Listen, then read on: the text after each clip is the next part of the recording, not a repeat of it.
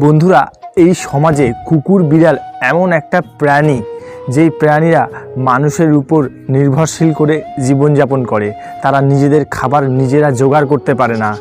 তাই আমরা যদি তাদের কথা না ভাবি তাহলে কে ভাববে বলুন তো? পৃথিবীতে মানুষ একমাত্র জীব যারা নিজেদের খাবার নিজে জোগাড় করতে পারে, নিজেরা উপার্জন করে নিজেদের জীবনটাকে ভালোভাবে বানাতে পারে, ভালোভাবে নিজেদের জীবনটাকে কাটাতে পারে। কিন্তু কুকুর বিড়ালরা এই সুবিধাটা পায় না। ঈশ্বর আমাদেরকে সুবিধা দিয়েছে, ঈশ্বর আমাদেরকে পৃথিবীর সর্বশ্রেষ্ঠ জীব বানিয়ে পাঠিয়েছে। কেন? যাতে আমরা তাদেরকে সেবা করি যারা এই সুবিধাগুলি পায়নি। তাই বন্ধুরা, আপনাদের সামর্থ্য মতো কুকুর হোক, বিড়াল হোক, গরু হোক, তাদেরকে খাবার খেতে দিবেন। কারণ এরা আমাদের উপরে নির্ভরশীল। এদের কথা আমরা না ভাবলে কে ভাববে বলুন তো দেখি?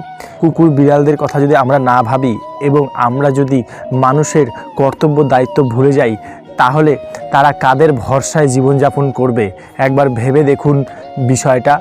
সুতরাং আপনাদের সামর্থ্য মতো আপনারা যতটুকু পারেন কুকুর বিড়ালদেরকে খেতে দিবেন। এতে দেখবেন ঈশ্বর খুশি হবেন এবং ঈশ্বর আপনাকে অনেক বেশি দিবেন, কখনোই আপনার কমে যাবে না। ভিডিওটা ভালো লাগলে প্রচুর পরিমাণে শেয়ার করে দিন, মানুষের অনেক উপকারে আসবে।